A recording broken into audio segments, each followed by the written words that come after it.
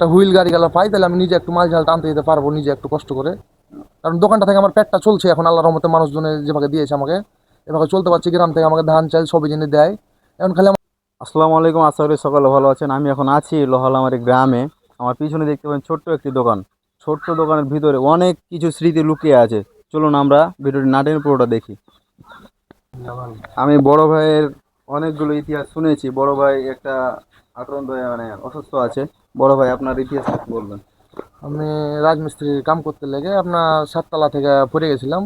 পড়ে যাওয়ার পর মাঞ্জা মেরুদণ্ড ভেঙে গেছিলো। পরে চিকিৎসা যতদূর পেরেছিলাম ততদূর করেছিলাম, বাপ মার সাহায্য লিয়া, গ্রামের মানুষজনের সবারই সাহায্য লিয়া।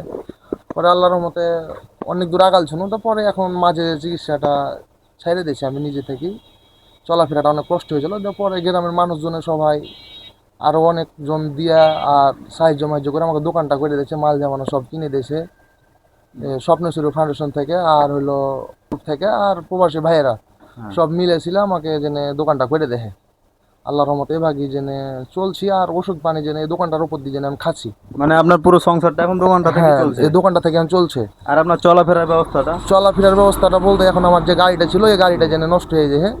এখন যদি একটা হুইল গাড়ি গেলা পাই তাহলে আমি নিজে একটু মাল ঝাল টানতে দিতে পারবো নিজে একটু কষ্ট করে।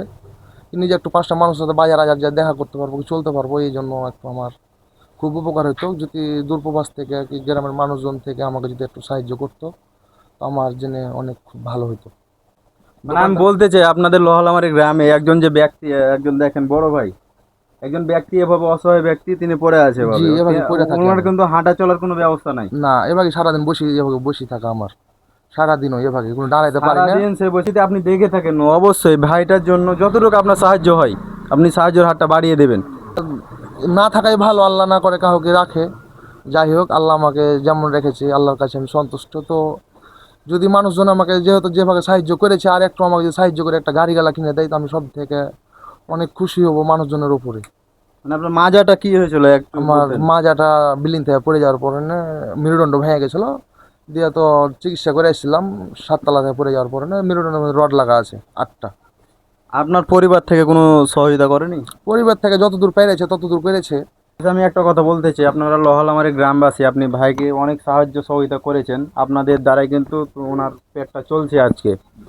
আমি আর একটু আপনাদের দৃষ্টি আকর্ষণ করতে চাই, যদি আপনাদের কোনো সম্বলে জুটে তাহলে ভাইকে অবশ্যই একটা হুইল চেয়ারের ব্যবস্থাটা করে দিন। হ্যাঁ, ভাই ইনশাল্লাহ। জন্য চলাফেরা করতে পারে এবং এখান সেখানে যাতায়াতটা করতে পারে, মালামাল কিনতে যেতে পারে। আমার এখন এটাই আবদার, আল্লাহর রহমতে আমার এটাই আবদার। এটাই আবদার। আর ভাইয়ের যে বন্ধু বান্ধব রয়েছিলেন যে দোকানটা দিয়েছিলেন তাদেরকেও আমি দৃষ্টি আকর্ষণ করছি, আপনারা দোকানটা দিয়ে দিয়েছেন। এই দোকানটা আমাকে আখিরের মানুষজন জেনে দোকানটাতে অনেকটা আর মাল কিনে দিয়েছিল আল্লাহর রহমতে। ওরা উপবাসী। তো ভাইয়ের মুখে শুনতে পেলেন যে প্রবাসী ভাইয়েরা যারা যারা দিয়েছেন এই ভাইকে দান দক্ষিণা করেছেন, সবারই নাম বললো। তো আমি তাদেরও দৃষ্টি আকর্ষণ করছি, আপনারা যেহেতু দিয়েছেন, আপনাদের যদি সাধ্যে জোটে তাহলে আমার ভাইয়ের নাম্বারটা আমি দিয়ে দেবো। আবারও দিবেন, সাহায্য সহযোগিতা একটু করবেন, একটু হুইল চেয়ারের ব্যবস্থার জন্য করতে পারি।